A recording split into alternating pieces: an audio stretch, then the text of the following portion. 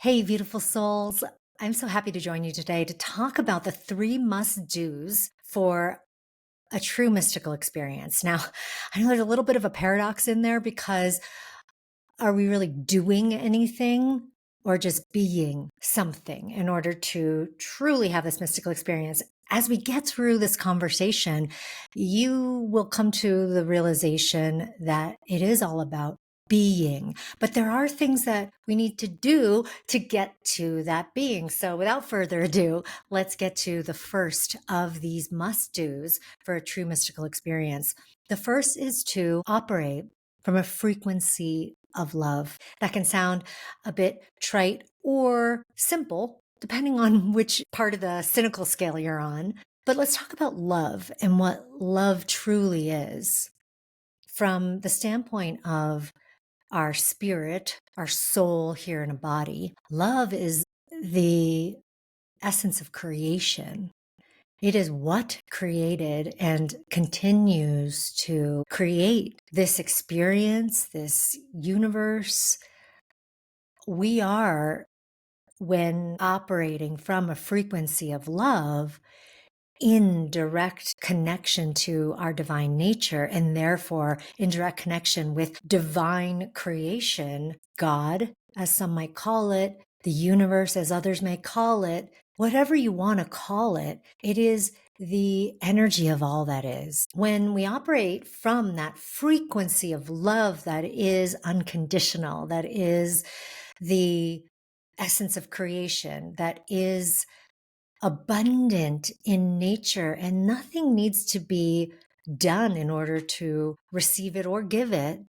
That frequency of love, when we're operating from there, we can actually be in without having to do anything, be in that God frequency. Now, of course, we have the definition of love that we use here as humans that ties us to other people or concepts or things. You might love a spouse, you might love your job, you might love your child. That type of love is different.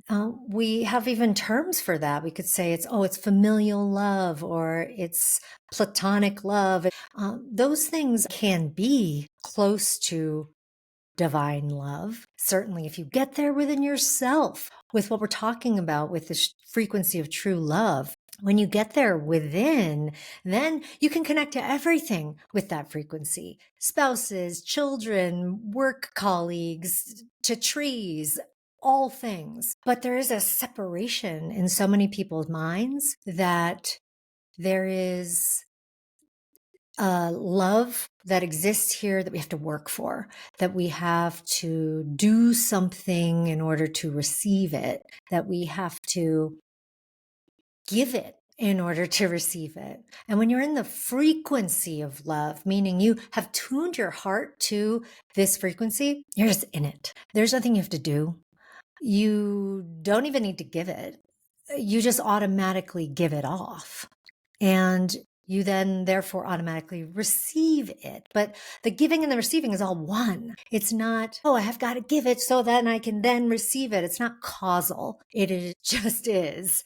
That comes back to the beingness we were talking about earlier. Everything we're going to talk about today boils down to a beingness. But the things that we can do to help us get into that state of beingness, to get into this frequency of love, may involve forgiveness. We grow up or come up into this human experience through a lot of different relationships, obviously, first starting with our parents and then with siblings and society and teachers and authority figures and our community at large, and then with the world. We're in relationship with all these different types of people. We're in relationship with concepts, even with culture, with so many things. And some of those things can do us wrong. That's just part of the human experience. So part of what we can do to get into this frequency of love is to forgive. Forgive all experiences and therefore all people, things, concepts that have done us wrong.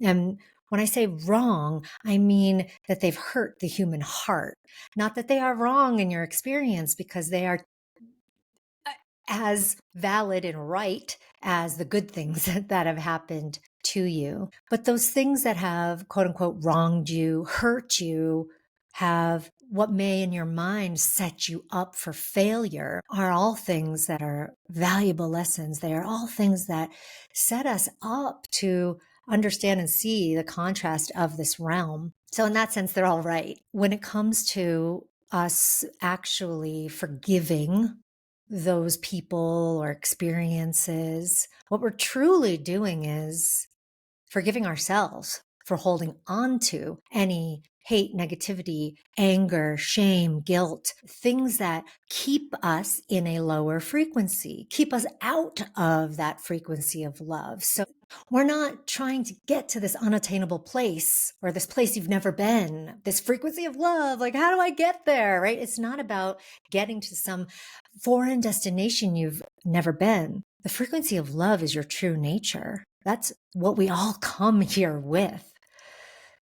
Our life experiences tend to block, dampen, shield, or will cover up that divine nature to the point of where we are clouded or enshrouded in a lower frequency, a frequency of shame, guilt, anger. When we're in those places, we feel like that is and it is from a human perspective, the sort of baseline of operation, that your frequency operating from that place is a dampened experience. It's dark clouds. It's seeing the world in a shadowy way rather than the bright, light, beautiful, love-filled way and place that this actually is and that you actually are. So forgiveness isn't about the other person or the experience or the thing that it is you're forgiving. It is about coming into your truth, that you are this divine being. And forgiveness is just a word for acceptance. We are accepting our divine nature. And therefore, all the things we need to forgive, all of the people we need to forgive, just fall away. It's not even important anymore. So I know I'm making it sound like it's easy to do this, to forgive, but when we're not focused so much on the back and forth of, well, but they did this awful thing, how could I forgive them? And we're more focused on the energy that I'm holding on to around this person, this experience is blocking me from my true nature. Let me let go of that energy. Let me not even let go. That's not necessarily the correct word. It's just choose something different. You don't really need to worry about the negative emotions or the negative habits that have all, been learned over time to cope with those experiences.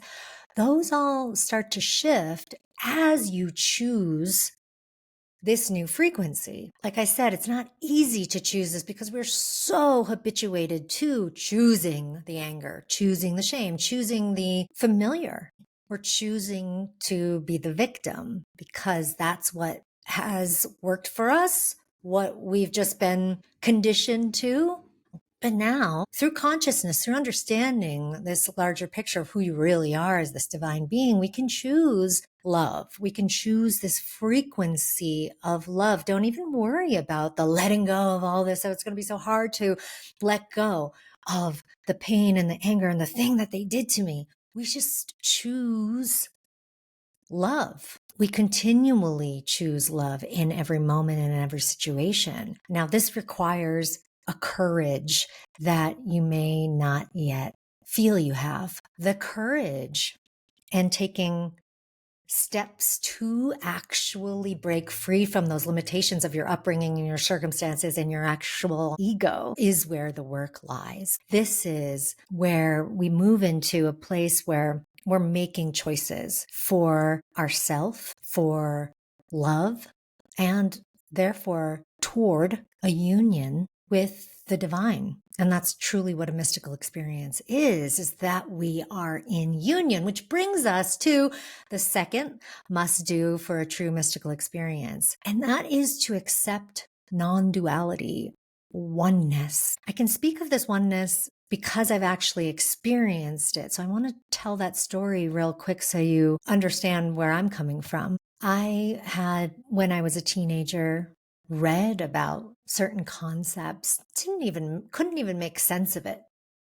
Wasn't nearly a scholar in this information. It was just, I was attracted to the information and would read different books and look into these concepts, but it was all very surfacey. I was still living a very shrouded teenage life of victimhood and pain, operating from a place of unconsciousness in a state of self-destruction in many ways. And I had this opening when I was 16 years old, which I'll share on another podcast, or you may have heard me talk about before, that invited me into exploring this information more deeply. And as I explored, I would, pick up a book here and there. I would think about a concept here and there, but mostly I was just living a regular teenage life and also on a path of self-destruction as well, due to,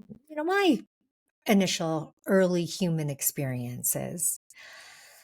So I've been there. I've been in victimhood. I've been in deep shame, anger, guilt, sadness, depression, suicidality. I've been in the darkness. But that little crack sliver of light that came in my early teens led me to these portals. I call them that because they're all just doors, which are opportunities to go explore further into this mystery. You can choose to go through the portal or not. Sometimes we are given an experience that drops us into the portal. And that's what happened when I was 20 years old. I was dropped into a portal. I was held in this oneness, in a divine state of love that I can only describe as God's love. It's hard to put words on an experience that's so ephemeral. It was a place I entered into that felt infinite, no bounds. It felt pure, just love and light, filled with the energy of just pure possibility, pure potential, creation. I was in this state of pure creation. And in that place, I was given a message to heal my heart and find my gifts and go share them with the world. But the message wasn't the most profound thing. It was the feeling. It was this state that I was in that felt like infinity. It felt like there was nothing else. I felt I was that, but then at the same time, I understood and knew how small and insignificant I was in the boundlessness of all of this. So it was feeling that I was myself, but I was all things. I was as grand as all of that, but as insignificant as a speck of sand. It was the most beautiful place I'd ever been, the most beautiful experience that I had ever had. And this isn't something that I, took a drug to get to or that I asked for. It just happened to me. And in experiencing that oneness, I realized the truth of who I am. I realized the truth of who we all are. I realized what this realm is. I saw into the expansiveness, as I mentioned, the boundlessness of the realm, and then also the limitations of this earthly realm. And all of this knowledge, information, insight, knowing just downloaded in a flash. I guess you could explain it in a way of there was no time, because it didn't take time for any of this to just come in. It was there. So in that experience, I know from a personal gnosis, from an actual experience, what oneness is, what it feels like, what it is, what and how we're all part of this, that we all are it. So we're both parts as we individuate. As a human, we're a part of it, but as a soul, we're it. We are it. We all are all of it. So that's where the confusion may lie. It's like, well, I'm an individual being here. How can I be the oneness? How can I be this divine being, but also be this human?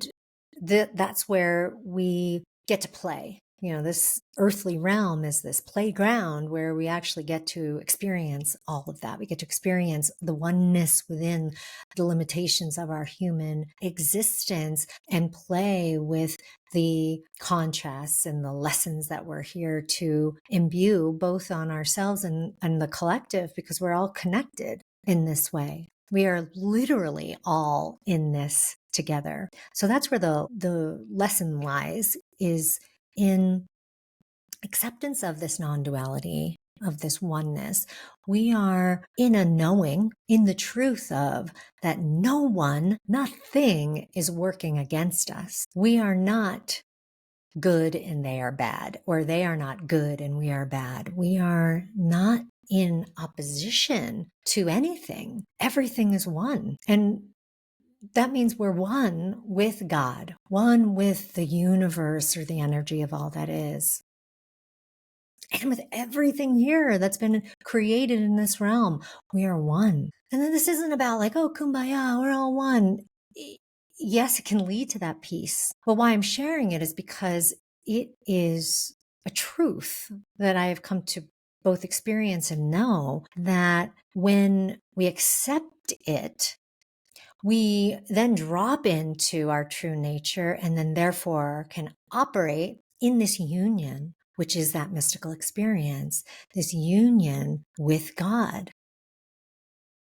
This thing that doesn't just drop in out of nowhere like it did for me, or that you get from a psychedelic experience or through breath work exercises. It can just literally be accessed at any moment, at any time, anywhere you choose. And then we can also live from that place, that mystical understanding place. And we move through the world differently. We move through the world and experience the world through a whole new set of eyes, a whole new experience of our human here operating in this realm, but connected multidimensionally, connected to all that is. And that's really the wrong word. When you say connected to the oneness, it means like we're separate, but we're in that knowing that we are the oneness. When we get there, again, not easy necessarily, but it is so easy and simple on the other hand. It's as simple as deciding that this is so. So there's so many things that people can do to get there. I've had incredible experience of oneness under the influence of psychedelics. Absolutely. Through breathwork experiences. Yes. Just in deep, deep meditation. So there are things you can do to have that experience. But a true mystical experience is that it's the state of being that you operate from, or that you can just access at any moment, at any time, without any external substance, influence, thing you have to do. So that's again the other interesting thing about these must do's, is that when you do them, what you're really doing is just accepting that that's the way things are. What you have to do is the acceptance, or you do the things like the forgiveness to move out of that energy and into that energy of love, or you maybe do a psychedelic experience, or you do some breathwork classes, you do those things to experience it, to know it's real, to have had the experience to go, okay, this is accessible. This is what this is. This is what is going on here. And now I can spend my life making choices that are going to align with that truth so that I am dropped into that portal of oneness whenever I want or at all times. So many people that come onto my podcast talk about those different experiences, the different work that they facilitate, and all of it's awesome. All of it is valid in ways of connecting to a mystical type experience, but a true mystical experience requires none of it.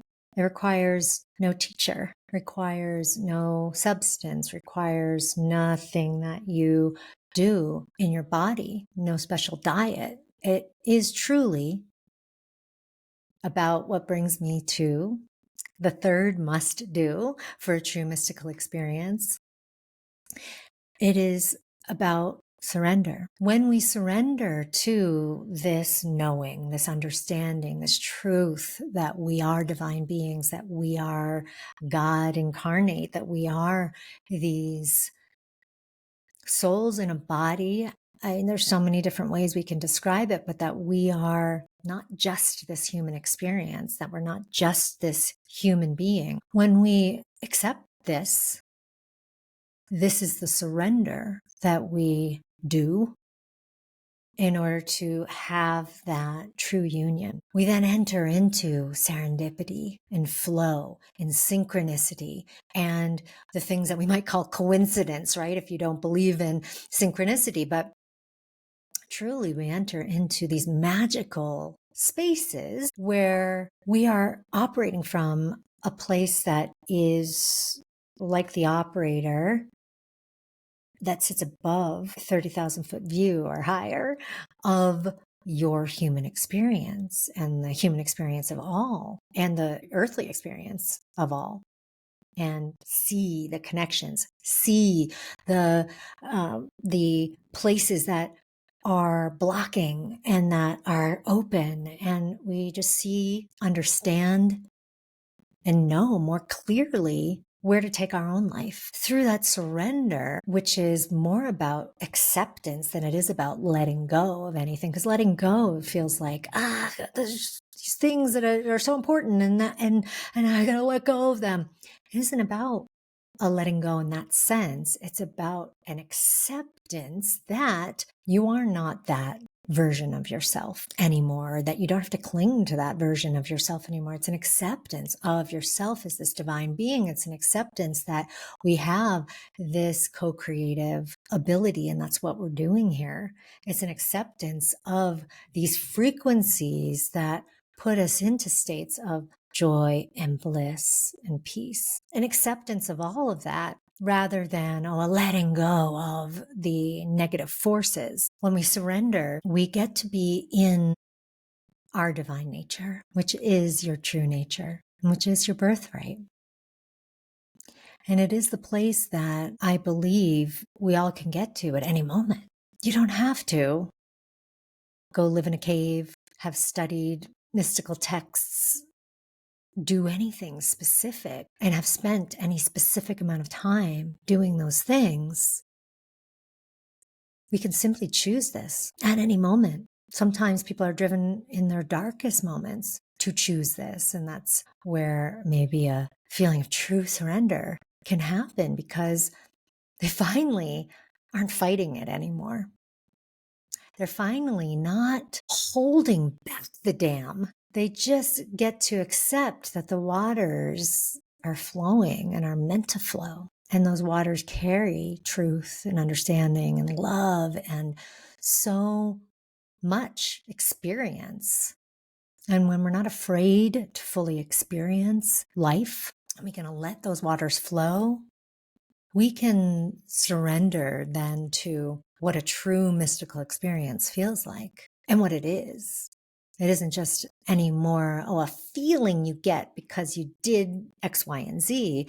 It's a state of beingness that you enter into because you have done the work or because you have taken these steps that we talked about today. So again, it's a paradox of where these things can sound simple and yet they might be really difficult to do, or they are as easy as just literally making a decision, literally making that choice to surrender, to be in the frequency of love, to accept this non-duality. Those choices and whatever blocks you have in making those choices is the work. That's the work that could take a lifetime or lifetimes. It can seem hard because of that, but entering into a place of where you just make that choice can happen for anyone at any moment. You could make that choice right now. And it's your choice whether or not you do. And whether or not you do the work to get out of your own way to do that. This is where mentors and teachers and guides certainly can help, because it can seem scary. It's hard sometimes to muster the courage to do that. It can seem and be really difficult to walk this path alone. I mean, we're all walking our own path, and whether or not you have a guide for you, it's still your own path so clearly. But that guide or that mentor can at least light the way, hold up a sign and say, hey, come check it out down here. Have you looked into this? Can be a support in this, and we all can be this for each other. I'm a mentor in the sense of where I offer this because I've been through the experiences that I've touched on today, but we all are teachers to one another, all of us, even if you're not setting out intentionally to be one. But because I've set out intentionally to be one and have had these certain experiences that I can share with others, there's the direct sort of action taking that you can do when we work together. So that's something, if you want to check it out, go to theeverydaymystic.org/mentorship. I offer this mentorship by donation. I'm happy to work with those who I know are here to do the work. I mean, we're all here to do the work, but some of us are more ready than others. Some of us are truly ready to take the steps that maybe I might be best helpful in guiding, and we can figure that out through a call and just have a chat to see whether or not that would be the right fit. So go and check that out at theeverydaymystic.org and take these must-dos as action items, but that in knowing once we do these things to get into these states, then it's all about beingness. And it's all about being in a state where that mystical experience is our daily normal experience, rather than it's the thing that happened once when we went off to a retreat. It can become that everyday mystic experience in life. I love you, and I'll look forward to our connection next time.